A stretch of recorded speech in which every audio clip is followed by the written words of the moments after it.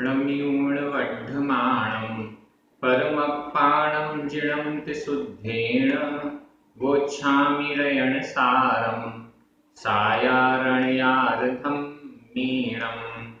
बोलिए श्री खजराचंद्र भगवान की जय। आचार्य श्री कुंद कुंद स्वामी की जय। हम सभी बड़े सौभाग्यशाली हैं जो हमें आचार्य कुंद कुंद स्वामी का महान ग्रंथ रयणसार के अध्ययन का अवसर मिल रहा है। आज हम दो गाथाओं का अध्ययन करेंगे, क्रमशः गाथा क्रमांक 100 और 101। ये दोनों गाथाएं बहुत सरल हैं। प्रकरण मुनिराजों के स्वरूप का चल रहा है। मुनिराजों का क्या विशेषण है, क्या विशेषताएं हैं, कैसा स्वरूप होता है, इस वर्णन को आगे बढ़ाते हुए आचार्य कुंद कुंद स्वामी अब बता रहे हैं मुनिराजों को ऐसा नहीं होना चाहिए, एक साधु को ऐसा नहीं होना चाहिए, और यदि यह साधु गलत होता है तो उसका क्या दुष्परिणाम है वो यहाँ पर इन गाथाओं में स्पष्ट किया जा रहा है। चलिए प्रारंभ करते हैं। गाथा क्रमांक 100। उच्चारण। दंडतय, दंडतय आधा था पूरा था, दंडतय। सल्लतय, सल्लतय आधा ला पूरा ला, आधा था पूरा था, सल्लतय। मंडीयमाणो, मंडीयमाणो ये पूरा एक शब्द है। दंडतय, सल्लतय, मंडीयमाणो। असूयगो, असूयगो। साहू, साहू। भंडन, भंडन। जायण, जायण। सीलो ये भी एक समासिक पद है। भंडन, जायण, सीलो। हिंडई, हिंडई। सो दीह संसारे, दीह संसारे। दंडतय, सल्लतय, दंडतय, सल्लतय। मंडीयमाणो असूयगो साहू, मंडीयमाणो असूयगो साहू। भंडन, जायण, सीलो, भंडन, जायण, सीलो। हिंडई सो दीह संसारे, हिंडई सो दीह संसारे। बड़ी सरल गाथा है। अब यहाँ पर क्रिया कौन सी है? गाथा में देखिए क्रिया है हिंडई, हिंडई नीचे आपको दिख रही है चौथे चरण में। हिंडई, हिंडई का अर्थ है भ्रमण करता है। ठीक है ना। सबसे पहले हमें गाथा का अर्थ करना है तो क्रिया ढूंढनी होगी और फिर उस क्रिया का कर्ता क्या है। हिंडई भ्रमण करता है। कौन भ्रमण करता है? सो, सो हिंडई। सो, सो यानी वह, वह भ्रमण करता है, वह भ्रमण करता है, वह भटकता है। अब इसके विशेषण देख लीजिए। बड़ा सरल है गाथाओं का अर्थ करना। सो हिंडई वह भ्रमण करता है। सो यह प्रथमा विभक्ति का एक वचन है। हिंडई यह वर्तमान काल अन्य पुरुष एक वचन का क्रिया रूप है। वह भ्रमण करता है। अब देखिए विशेषण। सो, सो के कौन कौन से विशेषण हैं? प्रथमा विभक्ति एक वचन में होने चाहिए सारे विशेषण। दंडतय, सल्लतय, मंडीयमाणो ये पूरा एक विशेषण हुआ। मंडीयमाणो में प्रथमा विभक्ति का एक वचन है। दूसरा असूयगो, यहाँ भी प्रथमा विभक्ति का एक वचन है। तीसरा साहू, साहू यह भी प्रथमा विभक्ति का एक वचन है। साहू सो, सो साहू, सो यानी वह साधु। अब हम चाहें तो साधु को कर्ता के रूप में रख दें और सो को उसका विशेषण कर दें, या फिर वह साधु यही कर्ता बन जाएगा। और अगला विशेषण है भंडन, जायण, सीलो। इन चार विशेषणों से सहित साहू हिंडई भ्रमण करता है। कहाँ पर भ्रमण करता है? एक शब्द और रह गया, उसको और देखें, दीह संसारे। दीह संसारे सप्तमी विभक्ति का एक वचन लगा हुआ है। दीह दीर्घ, संसारे संसार में, दीर्घ संसार, अच्छे लंबे अनंत संसार में हिंडई भ्रमण करता है। कैसा साधु संसार में भ्रमण करता है? दंडतय सल्लतय मंडीयमाणो, इनसे मंडीयमाणो मंडित होता हुआ, इनसे मंडित होता हुआ, शोभायमान होता हुआ। किससे शोभायमान होता हुआ? दंडतय, दंड, तय तीन, त्रय तीन, तीन दंड से शोभित होता हुआ, शोभायमान होता हुआ। सल्लतय तीन शल्यों से, तय का अर्थ है त्रय तीन, शल्य शल्य, तीन शल्यों से, तीन दंडों से मंडीयमाणो शोभायमान होता हुआ। तीन दंड और तीन शल्यों से जो मंडित है या शोभायमान होता हुआ। यहाँ मंडीयमाणो माण प्रत्यय लगा हुआ है, यह वर्तमान कृदंत का प्रयोग है। मंडीयमाणो मंडित होता हुआ। किससे मंडित होता हुआ? तीन दंड। दंड किसे कहते हैं? मन, वचन और काय की गलत प्रवृत्तियों को दंड कहते हैं। जिसने मन, वचन और काय को वश में नहीं किया है उसको दंड कहा गया। तो तीन दंड से सहित है। मन को भी कंट्रोल नहीं किया, वचनों को भी कंट्रोल नहीं किया और काय यानी शरीर को भी कंट्रोल में नहीं किया। ऐसा साधु दीर्घ संसार में भ्रमण करता है। साधु होने से तात्पर्य है मन, वचन, काय को अपने नियंत्रण में रखने वाले। ऐसा विशेषण पहले बताया गया। अब इस विशेषण से जो विपरीत है वो तो साधु है ही नहीं, वह तो दीर्घ संसार में भटकेगा ही। ऐसा आचार्य कुंकुम स्वामी स्पष्ट कर रहे हैं। तीन शल्य, तीन प्रकार की शल्य हैं, माया, मिथ्या और निदान। माया शल्य, मिथ्या शल्य और निदान शल्य। मायाचारी पूर्वक साधु बनना। मैं तो साधु इसलिए बना हूं कि लोग मुझे मेरी प्रशंसा करें, मुझ पर विश्वास करें और रात्रि में मैं जाकर किसी घर से सामान चुरा कर ले आऊं और लोग मुझ पर शकी ना करें। माया शल्य है। मिथ्या शल्य, मिथ्यात्व सहित जैन धर्म क्या है, दीक्षा क्यों ली जाती है, ये सब तो मालूम नहीं है, लेकिन कुदेव, कुगुरु, कुशास्त्रों को मानते हुए, खोटी आदतों को रखते हुए, सात तत्वों पर सही श्रद्धा न रखते हुए दीक्षा ले ली, साधु बन गए।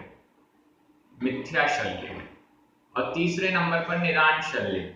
मैं साधु इसलिए बना हूं क्योंकि मुझे आगामी काल में राजा, महाराजा, चक्रवर्ती बनना है, इन भोगों की प्राप्ति करनी है, इसलिए साधु बना हूं, इसलिए व्रत आदि ले रहा हूं, दीक्षा ले रहा हूं। ऐसा आगामी काल में भोगों की जिसकी वांछा है वह निदान शल्य कहलाती है। ये तीन शल्य हैं। ये शल्य हमेशा, जैसे पैर में लगा हुआ कांटा हमेशा चुभता रहता है, वैसे ही ये तीन शल्य हमेशा बनी रहती हैं। कोई भी कार्य करते हैं तो बना रहता है। मैं तो इसलिए कर रहा हूँ, छल, उस पर विश्वास अर्जित करना इसलिए कर रहा हूँ, या मुझे आगामी काल में भोग मिलेंगे इसलिए कर रहा हूँ। तो वो चीज मन में हमेशा बनी रहती है, इसलिए ये शल्य हैं। तीन दंड और तीन शल्य से जो शोभायमान है। असूयगो, असूया, असूया का अर्थ होता है ईर्ष्या, ईर्ष्या, जलन। जो ईर्ष्यालु है, जलन करता है, चुगलखोरी करता है, ऐसा साधु। भंडन जायणशीलो। भंडन, भंडन का अर्थ है कलह कराने वाला, कलह। जायण, जायण का अर्थ है याचना। कलह कराना और याचना करना ही जिसका सीलो, सील, सील यानी स्वभाव, स्वभाव, शील, स्वभाव है। लड़ाई झगड़ा कराना ही जिसका स्वभाव है और याचना मांगना ही जिसका स्वभाव है, ऐसा वह साधु, साधु हिंडई दीर्घ संसारे, दीर्घ संसारे, दीर्घ संसार में हिंडई भ्रमण करता है। ऐसा वह साधु दीर्घ संसार में भ्रमण करता है, निर्वाण को प्राप्त नहीं होता है, लंबे समय तक संसार में ही भटकता रहता है। जिस कारण से, जिस उद्देश्य से, जिस सही उद्देश्य से साधु बने हैं, यदि वो उद्देश्य नष्ट हो जाता है और साधुता के जो गुण हैं वो हट जाते हैं, तो निश्चित रूप से साधुता संसार को काटने वाली है, संसार को नष्ट करने वाली है, लेकिन उन गुणों के बिना संसार को बढ़ा भी सकती है। दीर्घ संसार है, दीर्घ संसार। किसी दवाई का साइड इफेक्ट हो जाए तो क्या होता है? कोई दवाई है, वो किसी रोग को नष्ट करने के लिए है, लेकिन उसमें अगर रोग को नष्ट करने वाले जो गुण होने चाहिए, जो चीजें उसमें मिलाई जानी चाहिए, उससे विपरीत वस्तुएं मिला दी जाएं, तो वह दवाई रोग को दूर करने की जगह व्यक्ति को ही दूर कर देता है।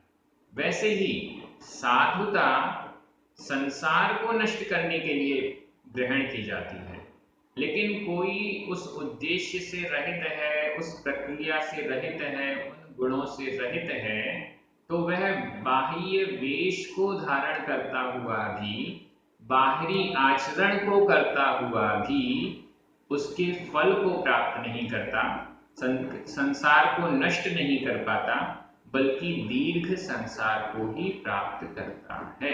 ऐसा हमें समझना चाहिए।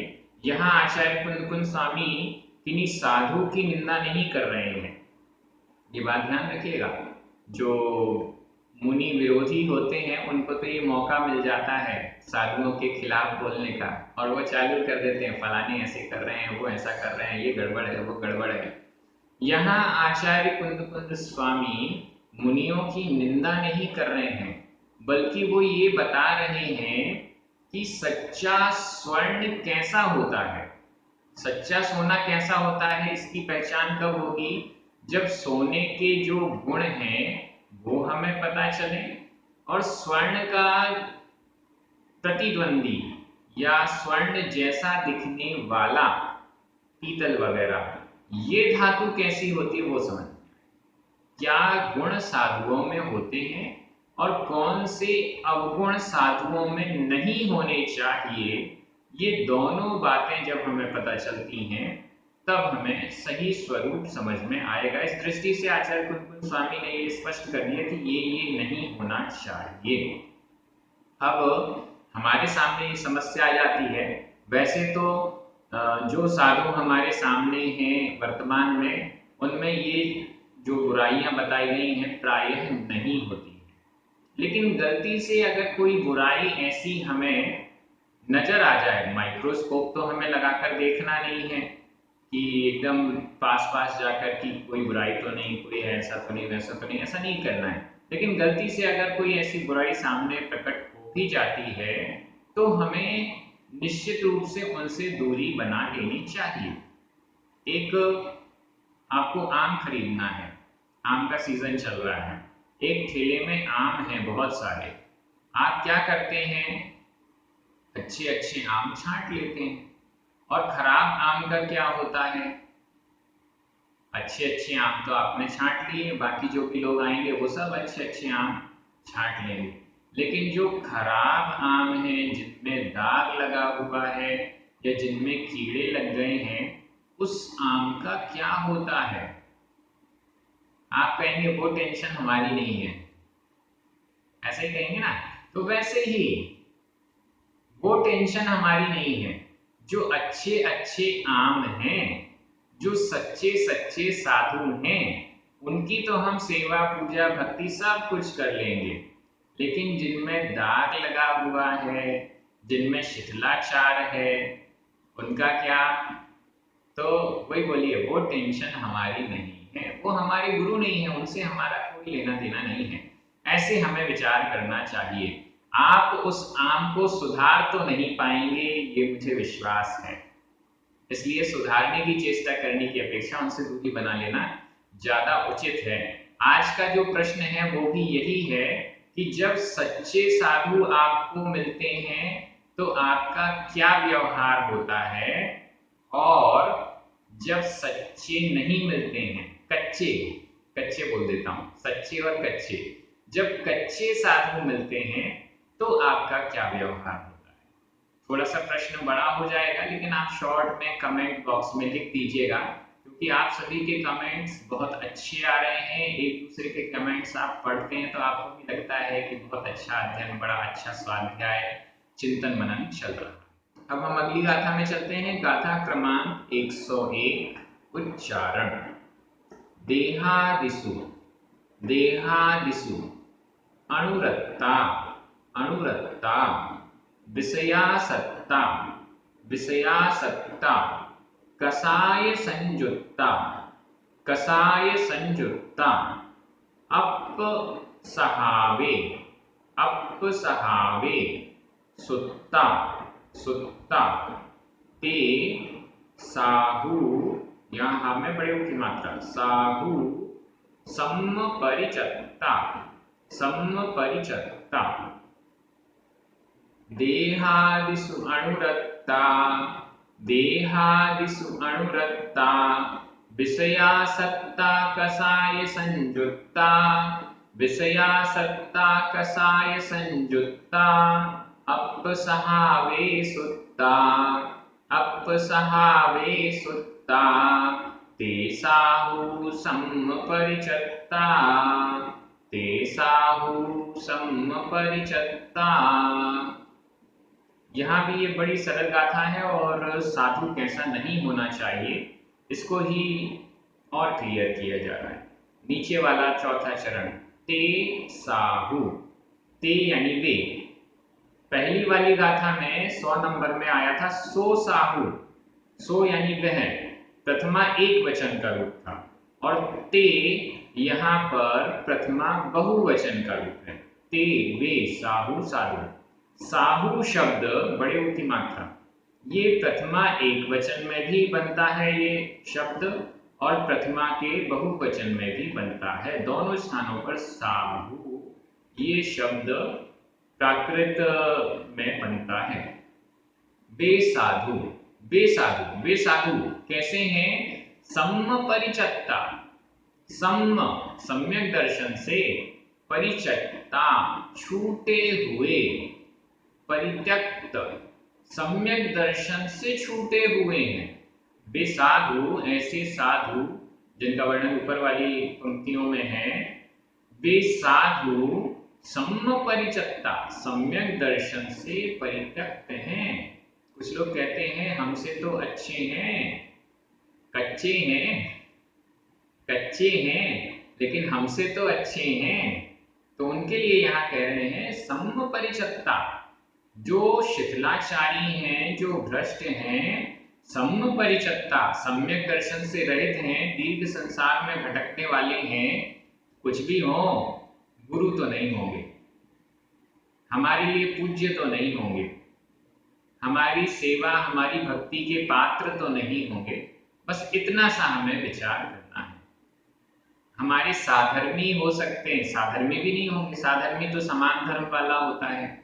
जब सम्यक दर्शन उनके नहीं है तो हमारे साधर्मी भी नहीं है, ऐसा हमें समझना चाहिए। उनकी निंदा नहीं करनी है, लेकिन समता भाव रखना है या माध्यस्थ भाव रखना है। माध्यस्थ भाव का मतलब है उनका कुछ नुकसान हो तो हमें उससे खुशी नहीं होनी चाहिए, उनको कुछ उपलब्धि हो तो हमें उनसे द्वेष नहीं होना चाहिए, माध्यस्थ भाव होना चाहिए। सम्परिचत्ता, ते साधु सम्परिचत्ता, वे साधु सम्यक दर्शन से परित्यक्त, सम्यक दर्शन से परित्यक्त, सम्यक दर्शन से दूर हैं। ऐसा कैसे हैं वो साधु? देहादिषु अनुरक्ता। यहाँ ते साहु बहुवचन है तो बहुवचन देख लीजिए। पहला अनुरक्ता, दूसरा विषयासक्ता, तीसरा कषाय संयुक्ता और चौथा सुक्ता। ये चार हैं। अनुरक्ता, अनुरक्त, किसमें अनुरक्त? देहादिषु, देहादि में। देहादिषु का संधि विच्छेद देख लें। देह हमें छोटा आ, आदिशु बड़ा आ, छोटा आ और बड़ा आ मिलकर बड़ा आ हो गया। देह आदिशु, देह आदि में, शरीर आदि में जो अनुरक्ता, अनुरक्त है। शरीर आदि में जो अनुरक्त है, शरीर आदि के प्रति जो राग रखता है। आदि शब्द से तात्पर्य परिवार, कुटुंब या अन्य चीजें, भोजन इत्यादि, वो सब ले लिया जाएगा। शरीर आदि से जो अनुरक्त है, शरीर आदि में जो अनुरक्त है, ये पहला विशेषण हुआ। अनुरक्ता यह भूतकालिक कृदंत का अनियमित प्रयोग है। इसके अलावा भी आसक्ता, संयुक्ता, सुक्ता और परिचक्ता, ये सभी भूतकालिक कृदंत के अनियमित प्रयोग हैं। आप सभी को मैं प्राकृत की इतनी व्याकरण बता देता हूँ इन वीडियोस में कि आपको लगने लगता होगा कि ये हम सीख लें, भूतकालिक कृदंत क्या होता है, वर्तमान कृदंत क्या होता है। इसीलिए तो बताता हूँ कि आप प्राकृत भाषा सीख लें। चलिए, देहादिषु अनुरक्ता, देह आदि में जो अनुरक्त हैं। विषयासक्ता, इसका भी संधि विच्छेद देख लें। विषय या में छोटा आ, आसक्ता बड़ा आ, छोटा आ और बड़ा आ मिलकर बड़ा आ हो गया। विषयासक्ता, विषय, विषयों में जो आसक्ता, आसक्त हैं, विषयों में आसक्त, पंचेंद्रिय के विषयों में जो लीन हैं। पंचेंद्रिय के विषय अच्छा अच्छा देखने को चाहिए, अच्छा अच्छा सुनने को चाहिए, स्वादिष्ट होना चाहिए, सुगंध आनी चाहिए, मधुर संगीत होना चाहिए इत्यादि इत्यादि, स्पर्श ऐसा होना चाहिए। तो इन पंचेंद्रिय के विषयों में जो आसक्त हैं, पंचेंद्रिय के विषयों में जो डूबे हुए हैं, ऐसे साधु सम्म परिचक्ता, ऐसे साधु सम्यक दर्शन से परित्यक्त हैं।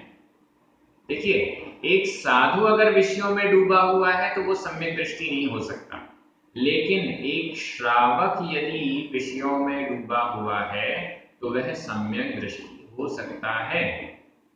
ये वर्णन पहले आ चुका है। एक श्रावक, चौथे गुण स्थान वाला, पंचेंद्रिय के विषयों में आसक्त हो सकता है और ऐसा होते हुए वो सम्यक दृष्टि हो सकता है। लेकिन एक साधु यदि पंचेंद्रिय के विषय भोगों में अनुरक्त है, शरीर आदि में अनुरक्त है, विषयों में आसक्त है, तो वह सम्यक दृष्टि नहीं हो सकता। ये यहाँ पर आचार्य कुलकुल स्वामी स्पष्ट कह रहे हैं। कषाय संयुक्ता, कषाय से संयुक्त, क्रोध मान माया लोभ, ये चार कषाय, इन चार कषायों से जो संयुक्त हैं, सहित हैं, वो सम्मोपनिषत्ता सम्यक दर्शन से रहित हैं। अपसहावे सुत्ता, अपसहावे, अप आत्मा, सहावे स्वभाव में, आत्म स्वभाव में, सप्तमी विभक्ति का एक वचन है यहाँ पर। अपसहावे आत्म स्वभाव में, सुत्ता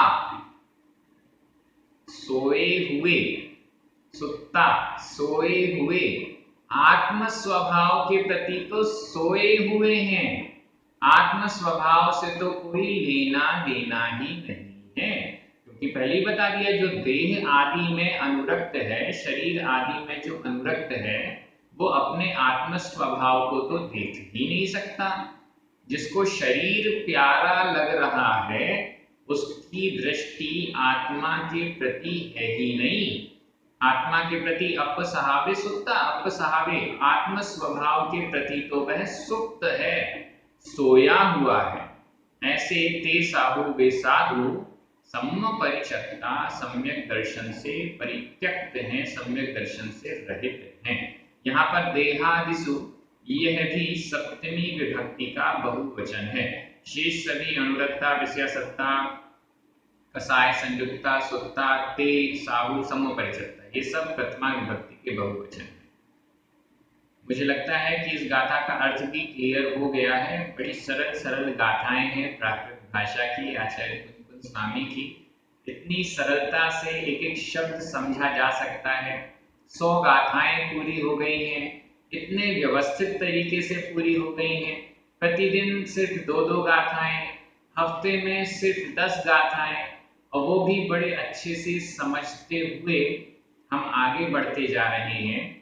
ऐसा तो मैंने कभी विचार नहीं किया था। इतने अच्छे से भी ऑनलाइन डिजिटल माध्यम से YouTube पर सामने आप मेरे नहीं बैठे हैं, फिर भी आप बहुत अच्छे से पढ़ रहे हैं। ये कैसे संभव हो रहा है? ये तो बड़े सभी का पुण्य है, आप सभी का पुरुषार्थ है, जिसके कारण से ये बहुत अच्छा कार्य बड़ी अच्छी तरीके से व्यवस्थित रूप से आगे बढ़ रहा है। आप सभी का निरंतर फीडबैक भी मिलता रहता है, जिज्ञासाएं आती रहती हैं। उन सबको देखकर ऐसा लगता है कि सभी स्वाध्याय के आनंद को प्राप्त कर रहे हैं। सभी को बहुत बहुत धन्यवाद। हमारे पुण्यार्चक जिनके निमित्त से ये कार्य बहुत अच्छे से चल रहा है, उनको भी बहुत बहुत धन्यवाद। सभी को जय जिनेंद्र। जिनवाणी माता की जय।